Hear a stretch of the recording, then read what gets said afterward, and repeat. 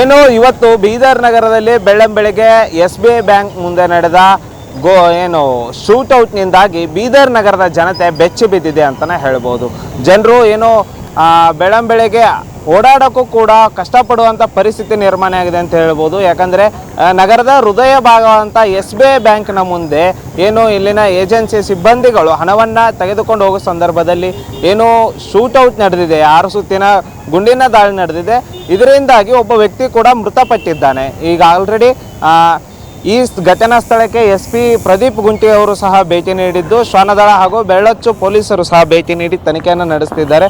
ಇಲ್ಲಿ ಸಿಕ್ಕಂಥ ಒಂದಿಷ್ಟು ಬುಲೆಟ್ಗಳನ್ನು ಹಾಗೂ ಇಲ್ಲಿ ಸಿಕ್ಕಂಥ ಒಂದಿಷ್ಟು ಸಾಕ್ಷಿಗಳನ್ನ ಸಂಗ್ರಹ ಮಾಡಿ ಈಗ ಆಲ್ರೆಡಿ ತನಿಖೆಯನ್ನು ನಡೆಸ್ತಾ ಇದ್ದಾರೆ ಅಂತ ಹೇಳ್ಬೋದು ಫಾರೆನ್ಸಿಕ್ ಅವರು. ನೀವು ನೋಡ್ತಿರ್ಬೋದು ಈ ವೆಹಿಕಲ್ನ ಹಿಂದೆ ಪೂರ್ತಿ ರಕ್ತದ ಕಲೆ ಯಾವ ರೀತಿ ಬಿದ್ದಿದೆ ಅಂತ. ಇದೇ ಜಾಗದಲ್ಲಿ ಆ ವ್ಯಕ್ತಿಗೆ ಏನು ವೆಂಕಟಗಿರಿ ಅನ್ನೋ ವ್ಯಕ್ತಿಯ ಮೇಲೆ ದುಷ್ಕರ್ಮಿಗಳು ಬೈಕ್ನಲ್ಲಿ ಬಂದು ದಾಳಿಯನ್ನು ಮಾಡ್ತಾರೆ. ಏನು ಈ ವೆಹಿಕಲ್ನಲ್ಲಿ SBI ಬ್ಯಾಂಕ್ನಿಂದ ನಗರದ ಬೇರೆ ಬೇರೆ ATMಗಳಿಗೆ ಹಣವನ್ನು ಸಾಗಿಸಲಾಗ್ತಿದೆ.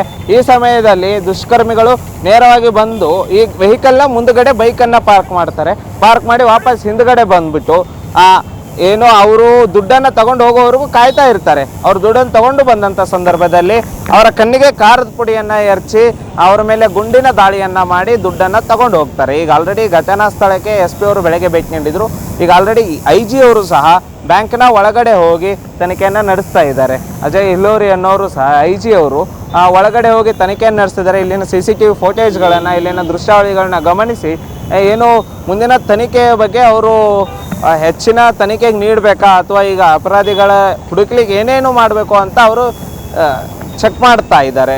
ಏನು ಅದೇ ರೀತಿ ಇಲ್ಲಿವರೆಗೂ ಸಹ ಇಲ್ಲಿಗೆ ಯಾವುದೇ ಜನಪ್ರತಿನಿಧಿಗಳು ಭೇಟಿ ನೀಡಿದಿರೋ ಒಂದು ದುರಂತನೇ ಅಂತಲೇ ಹೇಳ್ಬೋದು. ಯಾಕಂದರೆ ಇಬ್ಬರು ಅಮಾಯಕರು ಜೀವ ಕಳ್ಕೊಂಡಿದ್ದಾರೆ. ಯಾಕಂದರೆ ಯಾವುದೇ ಒಂದು ಬ್ಯಾಂಕಿಂದ ATMಗೆ ದುಡ್ಡು ಸಾಗಾಟ ಮಾಡೋ ಸಮಯದಲ್ಲಿ, ಅದು ಒಂದೊಂದು ಕೋಟಿಗಟ್ಟಲೆ ಹಣವನ್ನು ಸಾಗಾಟ ಮಾಡೋ ಸಮಯದಲ್ಲಿ ಒಬ್ಬ ಗನ್ಮ್ಯಾನ್ ಇರಬೇಕಿತ್ತು. ಏನೋ ಒಂದು ಗಾರ್ಡ್ ಕೂಡ ಇಲ್ಲ, ಒಬ್ಬ ಗನ್ಮ್ಯಾನ್ ಇಲ್ಲ. ಇದರಿಂದಾಗಿ ಇಬ್ಬರು ಅಮಾಯಕರು ಜೀವ ಕಳ್ಕೊಂಥ ಪರಿಸ್ಥಿತಿ ನಿರ್ಮಾಣ ಇದೆ. ಯಾಕಂದರೆ ಒಬ್ಬ ವ್ಯಕ್ತಿ ಈಗ ಆಲ್ರೆಡಿ ಮೃತಪಟ್ಟಿದ್ದು, ಇನ್ನೊಬ್ಬ ವ್ಯಕ್ತಿ ಸಾವು ಬದುಕಿನ ಮಧ್ಯೆ ಹೋರಾಡ್ತಾ ಇದ್ದಾನೆ. ಹೈದರಾಬಾದ್ನ ಆಸ್ಪತ್ರೆಯಲ್ಲಿ ಆ ವ್ಯಕ್ತಿಗೆ ಚಿಕಿತ್ಸೆಯನ್ನು ನೀಡುತ್ತಿದ್ದು, ಆ ವ್ಯಕ್ತಿ ಸಾವು ಬದುಕಿನ ಮಧ್ಯೆ ಹೋರಾಡ್ತಿದ್ದಾನೆ.